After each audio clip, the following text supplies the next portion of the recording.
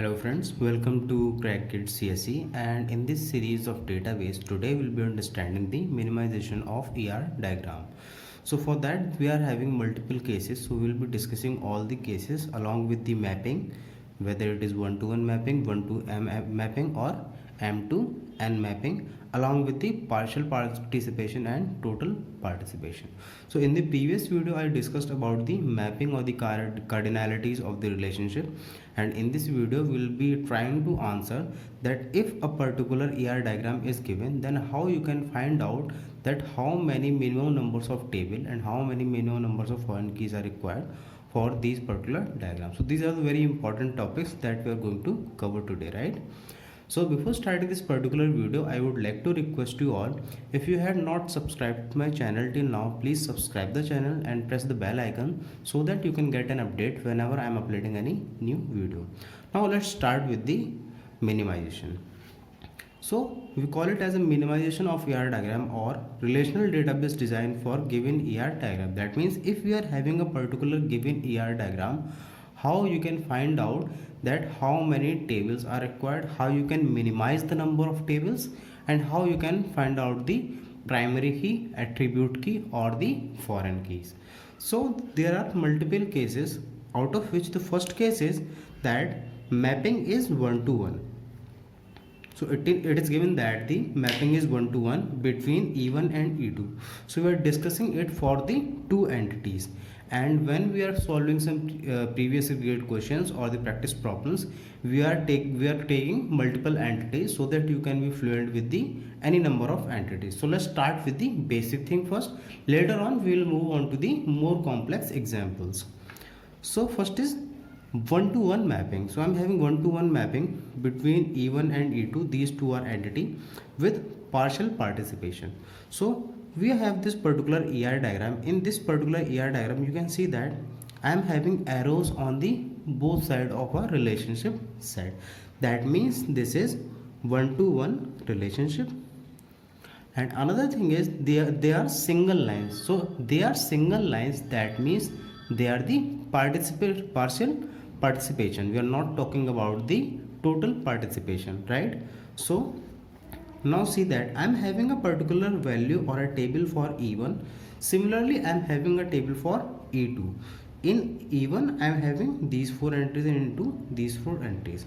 So each record of E1, so what this one indicates that each record of E1 will relate with only one record of E2. Similarly, this one indicates that each record of E2 will participate in relationship with one record of E1. So you can see that this C2 is related with only one value of this E1 table. So this C3 is also related only one value of E1 table. Similarly, this this C4 is also related with only one value of E1 table. Similarly, this A1 is related to only one value, this A2 is related to only one value, that is C3 of E2, and this A3 is related to only one value, right? So this A1 is related to only one value, this A2 is related to only one value, this A3 is related to only one value. Similarly, this is the case with this also, right? So this is the one-to-one mapping with the partial participation. Now if we have to find out the functional dependencies, how you can find out the functional dependencies for each entity along with the relationship set. So here you can see that A is the key element or the key attribute. That means the functional dependency for this will be A to B. For E1, for E2, C is the key, so the functional dependency will be C to D, right? But if you talk about the functional dependency of this relationship set, it will be nothing but A defines C and C defines A, because both of these values are able to uniquely identify a record, because A1 is also unique, you can see, and C is also unique. And this A4 has not been considered at, or we can say that this A4 has not taken part in this particular relationship. That's why it is partial participation. So partial matlab, partial means some values of this particular as related with this. Here also you can see that the C1 doesn't take part in the relationship because of the partial participation, right? So these are the functional dependency set. Now the next question is how you can minimize the number of tables. So as of now you can see that we require three tables and two foreign key, because this A will be related with this A and this C will be referencing this C. So we require two foreign keys and three RDBMS table. Now we have to minimize that. How we can, now the question is how we can minimize the number of tables. So if I talk about this one-to-one relationship, the important thing is that it can be merged on any side. Now what is the meaning of this particular sentence? That I can merge this E1 with this R. That means this R can be merged on the left hand side. Similarly, this R can also be merged into the right hand side. That means this R can go with any of these two tables, or we can merge this particular R table either with E1 table or with E2 table. Now let's see how. So now we are trying to perform the normalization. So from ER we converted it into relational table, and now we are applying the normalization on these relationship tables, right? How we can apply? See, if I merge these two tables, we should ensure that the dependency preserving decomposition and the lossless join, that means there is no loss and these dependencies should be preserved. So see, I am merging it on the left hand side. You can merge it on the right hand side also, there is no issue, same thing only. So the table on the left hand side would be A, B and C, because A, B, C are the three different attributes. I am not taking A twice because they are same only. So now what will be the value of A? So first I am writing down the value of A, that is A1, A2, A3 and A4. So these are the four values, right? For B, I don't bother about B because there are no such thing. Now see, this A1 is related to this C2, so I can write it as C2 here. This A2 is related to C3 and this A3 is related to C4. Now I have to ensure that null is allowed. So if null is allowed, I will be writing it as null so that the information is not lost, so that it will be lossless join decomposition. So to ensure the lossless join decomposition, I am writing the null. So this is one table. This is one table. Similarly here, let me write down the second table also. Second table will be same, that is C2D with entries as C1, C2, C3, C4 and D entries can be anything. So we have decomposed it into the two tables. So we minimize the table. Now we have to ensure that these dependencies has been preserved. So here you can see that A to B is already preserved because this is the same thing. Now we have to make sure that A is easily able to identify C. So A is able to identify C uniquely because A is the primary key, right? Similarly, C to A. Now you can see that using C we can identify A. C to A is a candidate key and this null is allowed in the candidate key. But in a particular table we have to make sure that we are having a field which is not null, which will work as a primary key. So here you can see that this A will work as a primary key, this C we can say it as a candidate key, right? So what will be the key? So the key will be nothing but, let me write down here. So the key will be A comma C. A comma C is the candidate key where A is the primary key, right? So how many tables are required? See, here we require 2 tables, right? 2 tables. And how many foreign keys are required? Only one foreign key is required, that is this C, because this C is referring this particular C. That means 2 tables and 1 foreign key is required. So this is how we can minimize if the given ER diagram is one-to-one mapping and partial participation. Now there is one more thing. What if I join these two in one table? You might have wondered that why I am not joining all these 3 tables into one particular table. Now let's see if I do that thing. If we merge all in one table. So if I merge in one table, what will be the table? A, B, C, D, right? So the A values will be A1, A2, A3, A4. C values will be C1, C2, C3, C4, null. Now see, first of all we will be writing the common thing, that is the relationship. So A1 C2, A2 C3, A2 C3, A3 C4. So I write in the A3 C4. Now I have to take care of the records which are left out in both of the tables. So A4 is left out, so A4 with null, right? Now I have to take care of this C1 because C1 is left out, so I have to write C1 and A will be null and B and D can be any values, right? So this is how we can combine. But what is the problem with this particular table? What is the problem if we merge all these 3 tables in one table? So first problem is, here you can see that there is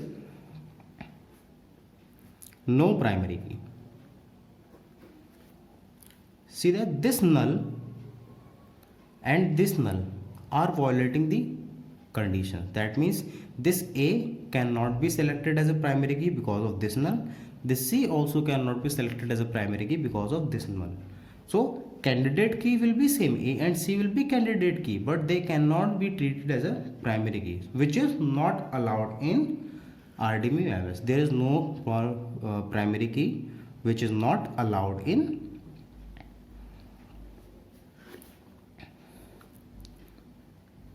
RDBMS. So this is one issue. What is the another issue? There is one more issue, that if I try to delete any value, let us suppose that A and C are key, everything is working fine. Now I have to delete this particular A1 record. So if I delete this A1 record, it will force us to delete this complete record. In that case, you can see that the information about this C2, the information about the C2 has been lost because it will force us to delete the complete row. So here the deletion anomaly occur.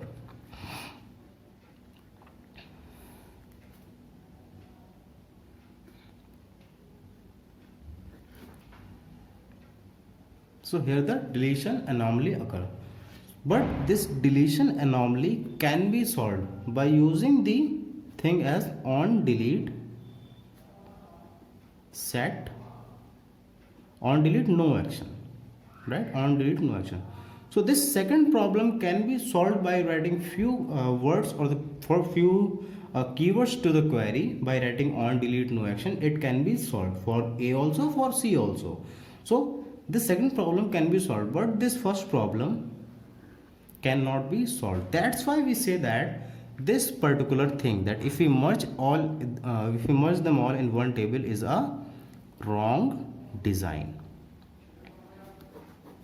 So what is the right answer? 2 tables and 1 foreign key. So make sure that if you are encountering any such problem in GATE, you have to merge it in either of one entity, either on the left hand side or on the right hand side. Now the next thing is, if there is a total participation with this one-to-one mapping. What if there is a total participation with one-to-one mapping? So here I am having one-to-one mapping between E1 and E2 with total participation at least one end. So what is the meaning of at least one end? It can be on one side or it can be on both sides. So this arrow tells us that this is one-to-one mapping. This double line tells us this is total participation. This single line tells us that this is partial participation. Now if there is any such case that we are having one-to-one mapping along with the total participation, we can merge it in any direction. That means we can merge all these three tables. That means the table for E1, the table for R, the table for E2 can be merged into the single table, right? So we can merge it like A, B, C, D. While merging, we have to make sure one thing. So I am taking the same example as the previous values. So here you can see that every value of E2 is totally participating in the relationship set with E1. That means all the values of E2. Let's talk with this example again. So every value of E2, that means C1, C2, C3, C4, these all four values will be in this particular relationship set because these all values are participating because of this total participation. That means in this particular table I am having all the C values, right? So I will be having all the C values, that is C1, C2, C3, C4, right? But if I'm having four values here like A1, A2, A3, A4, this E1 is having partial participation. That means it is not necessary that all the values of this A of E1 will be taking participate in the relationship, same as this example. So here only three values are taking part in this particular relationship. So again what we can do, we'll be writing it as A1, A2, A3. Let's say A4 is not taking part, then I what have to do, I will be using null here like in the previous one. Now here it will not create any issue because in the previous example you can see that why we are not able to merge in one table, because none of the A or C is able to be used as the primary key. But here you can see that C record is having no null values, there is no null in C, and this C is able to uniquely identify the records of this particular table. That means this C will be treated as the primary key. So the problem 1 in the previous thing has been solved. So this problem has been solved, right? And A1 is null, that means it will be working as the attribute key, right? So what is the candidate key? Candidate key is E, A and C, where nulls are allowed in A, right? So this is the case if the total participation is on one end. What if the total participation is on the both of the ends? So here you can see that this is one-to-one because of this arrow, and because of this double line we can say that this is total participation. Now if there is total participation on both of the ends, this table will be like this.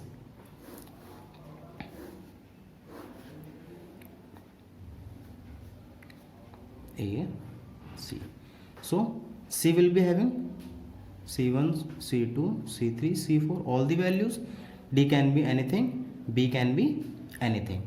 Now here all the values of A is totally participating with the value of ET. That means all the values of E1 will be in the relationship table. Just like here all the values of E2 was taking participation in relation. Here all the values of E1 also taking part in the relation. That means E2 and E1 both of the tables are completely participating in the relation. That means A1 A2, A3, A4. All records will be present over here. And because this is one-to-one mapping, every value is mapped to only one value. That means they both will be unique, right? And they both are not null. And if both are not null, any one of them can be selected as a primary key. Again, the first problem is resolved. So here also the minimum number of tables required is equals to 1, right? With no foreign key, or we can say 0 foreign key. So this is the difference between the total participation and partial participation if one-to-one mapping.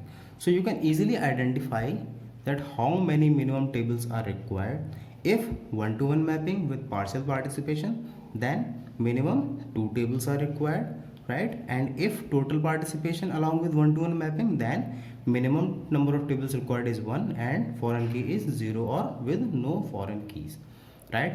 So in the next video we'll be discussing second part of this thing, because we are still about to discuss the this total participation and partial participation with one to many and many to one relationship. So thank you very much for watching. If you found this video useful, like this video, share it with your friends, comment your feedback or suggestions in the comment box, and if you are new to this channel, subscribe the channel and press the bell icon for the latest update of any new videos.